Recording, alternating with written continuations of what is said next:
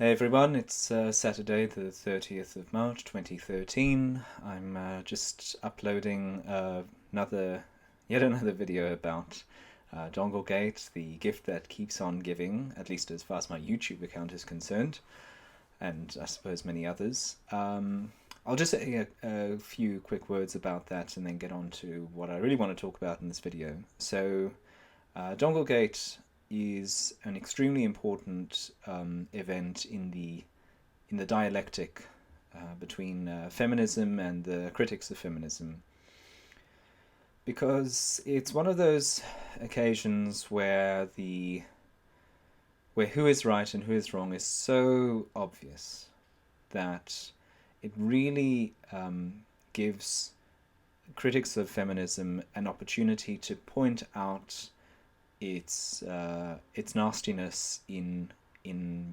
absolute detail, in really clear detail. It's it's not like Elevator Gate, where it was one of those really hazy areas where especially a lot of women, for very understandable reasons, do get nervous about people talking to them in lifts, or elevators, as Americans say. Here we have something where it's really, really clear. Very, very few people, no one in his right mind would say that the developers deserve to be publicly humiliated and the guy deserved to lose his job and all that sort of stuff. And so I've been having a bit of a back and forth with the cowardly feminist, also known as Vesta Vane. And what I noticed from the conversation with her is that she's really, really attached to the term feminist, which is obvious because it's in her name. And one of the really tricky things about debating feminism with her is that she's not like she's not a loud banshee. She's not an over the top lunatic. She's a very reasonable person. I'm sure that she's a very lovely person. She certainly seems to say almost all of the right things. Yet she's still an apologist for feminism. And there's a part of me that doesn't really want to demolish her arguments, because I naturally feel inclined to be conciliatory, to be kind to people who are polite to me.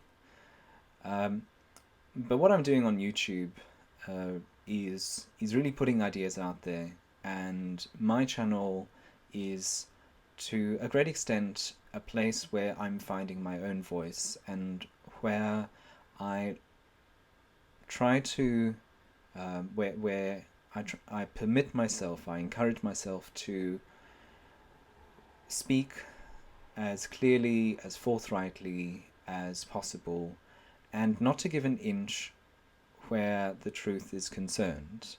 It's one thing to meet people halfway in negotiations. It's another thing when you're talking about what is right, what is wrong, what is true, what is false, what is good, what is evil. And